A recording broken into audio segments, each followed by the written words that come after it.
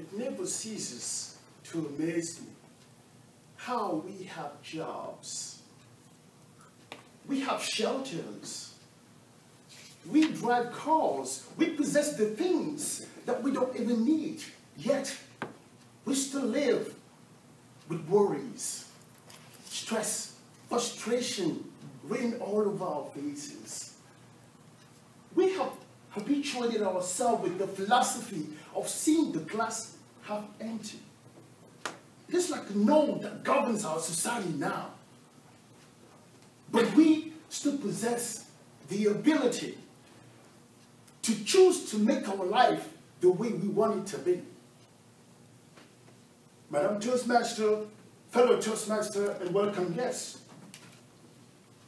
I was 15 years old when I had to go to a different village to continue my secondary school, which is the equivalent of a high school here. That place, I didn't know anybody. I spent only 1 year, but it was one of the longest years of my life. All my after school time was spent in bed. It wasn't because I was sick and all. No. It was just because I was hungry. Let me ask you one thing. Have you ever really been hungry? I want to bring a distinction. There's a type of hunger that is physical, but it's brief. This one it's just a matter of time and space to be able to grab something. It's the type that you get stuck in the office, overwhelmed with work and forget to eat. It's the type you get stuck in traffic and just hurry to find the nearest fast food or food shop. But there's another type. The type that you don't know where, how, and what to eat.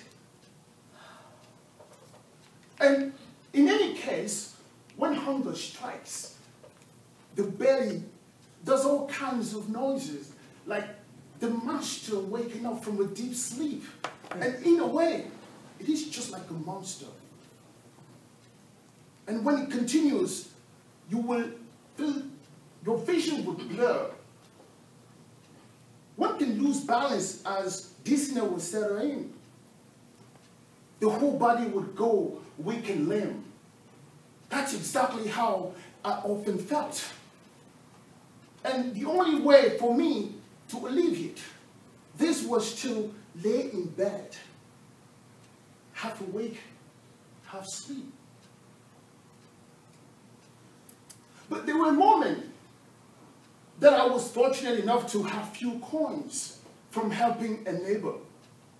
I would pride myself of going food shopping, and usually it consisted of one or two things. By then, I had learned in school, lower grade, that it is healthy to eat a complete meal. The complete meal was, you have to have a glucose, you have to have a lipid and a protein. I would get the glucose like rice, potato, or yam. And because I couldn't afford to buy oil or meat, I would settle for the fat of the meat. Yes, the fat that you extract and throw away. That's what I would buy because I believe it would provide me with the lipid, as it would be oily, kind of stick, greasy.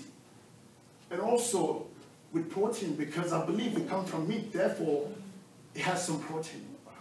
The downside of it is after I cooked and it gets cold, it would form a thick paste that is distasteful to eat. I have to heat it again to eat it hot.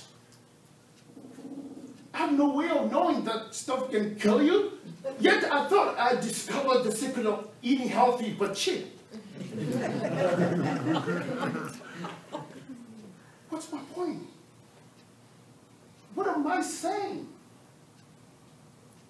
I'm saying that my situation was not unique, as there were many people in that same village and elsewhere who were going through the same experience I was going through. even as I speak now. You may have seen on television people who are starving to death, children whose bone can be counted off their bodies. But let me assure you one thing, it's not movie, it's not Photoshop.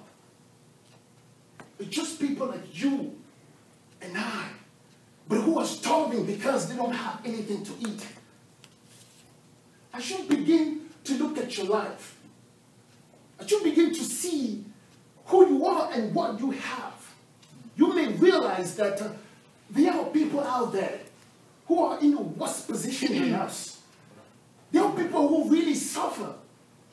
Instead of complaining, worrying, bemoaning your state, if you do just that, what would those people who are dying because they don't have a piece of bread to eat would do? Just take a look at you now, Madam Toastmaster.